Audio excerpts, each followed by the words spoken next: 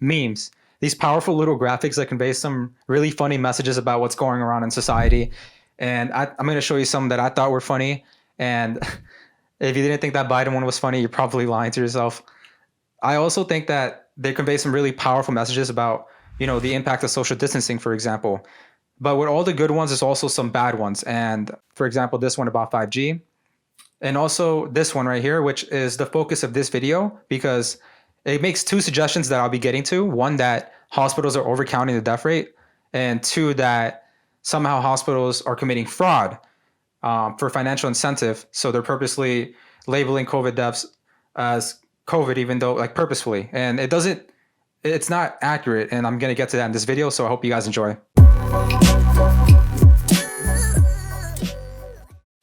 Okay, so first of all, you might be wondering, is it even possible for hospitals or nursing facilities or assisted living facilities to reclassify a death as having COVID even though they weren't tested before they passed away? The short answer is yes. Now, the reason is because the CDC has issued a reporting guidance that outlines that if you couldn't make a definite diagnosis at the time, you can label the death as presumable or probable. It allows doctors to reclassify deaths that happened in the past where there was no testing available at that time, or say they passed away at a nursing home before anyone even noticed. They can go back and reclassify them. For example, an ABC News report claimed that 3,700 deaths were added to the overall death toll, even though these individuals never tested positive for COVID-19. Now, I can understand why that smells fishy to some people, but I just want to remind you that not everyone had the ability to test in March or early April. A lot of facilities were just ordering testing kits, and even now, there's still not enough. So how do doctors make the distinction for cause of death? Well, they look at things like lab tests, medical history, medical records, and they go back and kind of just piece this all together and say, these signs and symptoms look like they had COVID-19. Now, it's also important to do these things because sometimes a patient might test negative and it's a false negative, meaning that they actually had the disease. Then you might actually treat a patient not within the right protocols. So this is just one way doctors look at a patient. It's not just if you test positive or not. And another thing is that also hospitals are also looking at the trends and the state of the disease in the community. So, there's an influx of pneumonia cases in the hospital, then you're probably going to say there's probably an outbreak in your community going on. So these are some of the things the hospitals are looking at to see and determine if the counts are accurate. And the trends are really important to look at because in New York City, as you can see in this graph, the mortality rate skyrocketed in mid-March. And in comparison to the 2017, 2019 historic averages for mortality, it's increased by 297%. Imagine if the crime rate skyrockets 297%. It just tells you how deadly the pandemic is. And you can see that drop off as a result of social distancing, telling you that it's having a significant impact. I'm going to also show you the graphs for the other countries, such as the UK, which is at 65% above normal trends, Italy, which is above 49%, and Ecuador, which is above 84%. And some countries have done better than others, and that's a result of early guidance and policy, and also the population density. So the picture overall is pretty clear, and it's that at a minimum, hospitals are not overcounting. Here are also some numbers provided by the Euromomo project, which looks at the national weekly mortality rates for 24 European countries. And that's just to give you some diversity of how how things are comparing across the pond. And normally, there should have been a decrease in the March and April death rates because that's the end of the flu season. By the end of the flu season, there's less infection rates. People are dying a lot less. It's the end of winter and summer's approaching. But instead, what you're seeing in 2020, in comparison to prior historic averages, is that there's been a massive spike, and that's related to the COVID pandemic. And this is what the entire population's mortality rate looks like on average.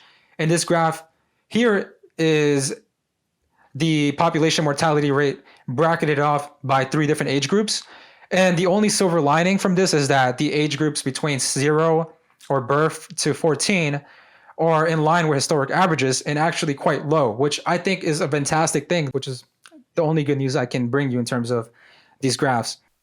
Now, I do want to add that unfortunately, standard medical care is also being deferred by many patients. So things like cancer screenings or chemotherapy, and also other preventative care like looking for brain aneurysms or a cardiac arrhythmia that could have caused a stroke before it happened or a heart attack.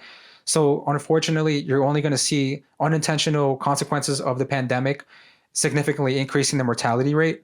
I don't believe it's the cause of the spike. It's not causing an inflation in the mortality rate like we're seeing from the New York City death toll, but it is going to have an impact for the year to come, and that's a really unfortunate thing to be aware of. And now I want to discuss the second suggestion that was made by that meme I brought up earlier. So the suggestion was that hospitals are purposefully misclassifying deaths as having COVID because they want to get paid more, say $13,000, $40,000 if they go on a ventilator. So number one, that's fraud and that's unethical. So I had to do some fact digging just to see how much hospitals are actually getting compensated for, say, a patient that comes into the hospital with a respiratory infection. And I came across this analysis provided by the Kaiser Family Foundation, which is an American nonprofit based in San Francisco.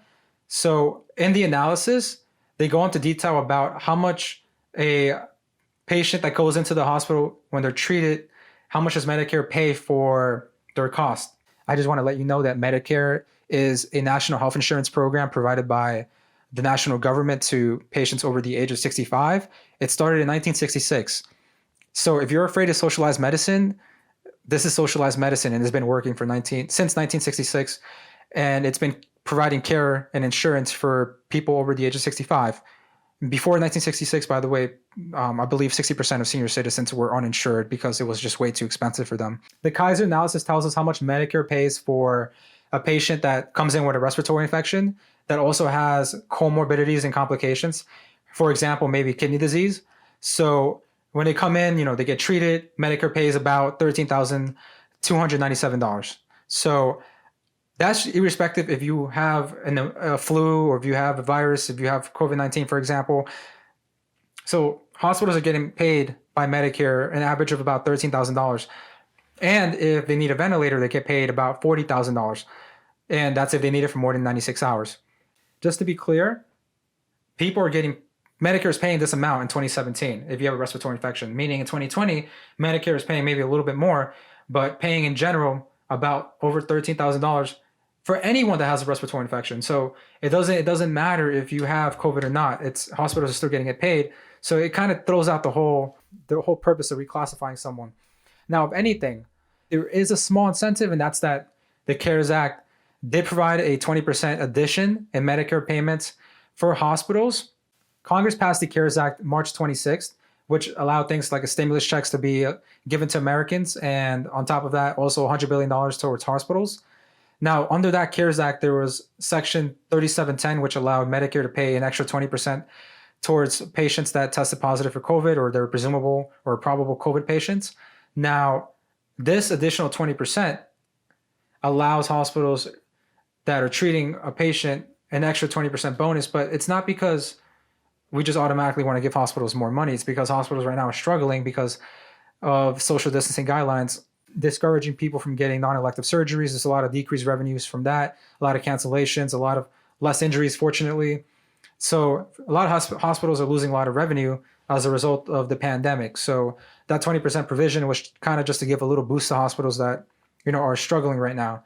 So let's be generous. Let's say treating a person with a respiratory infection right now, Medicare pays $14,000 in 2020. So an extra 20% of that would be $2,800. So that's not $13,000. Now, if a person needs a ventilator and the average Medicare patient payments towards hospitals were $40,000 in 2017, let's keep that at $40,000.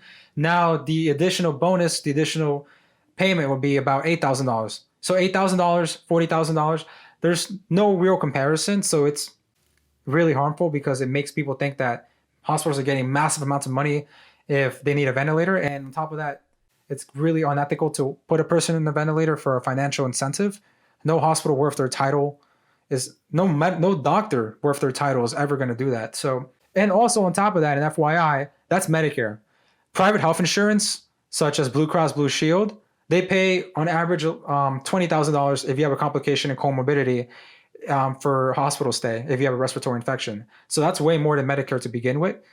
If you're uninsured though, and you do go into a hospital, the CARES Act also allows for an uninsured patient to be covered if you have COVID-19. So that's just for your information.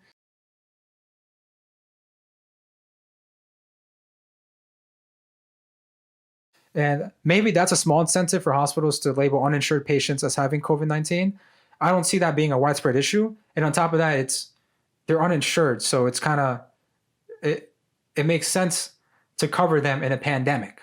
So I just want to also add that in. So overall, there's a lot of misinformation right now, a lot of memes throwing out different accusations or inaccurate statements. There's also the pandemics videos that I plan to kind of address a little bit in a future video.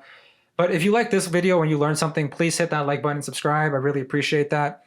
And I'll see you next time.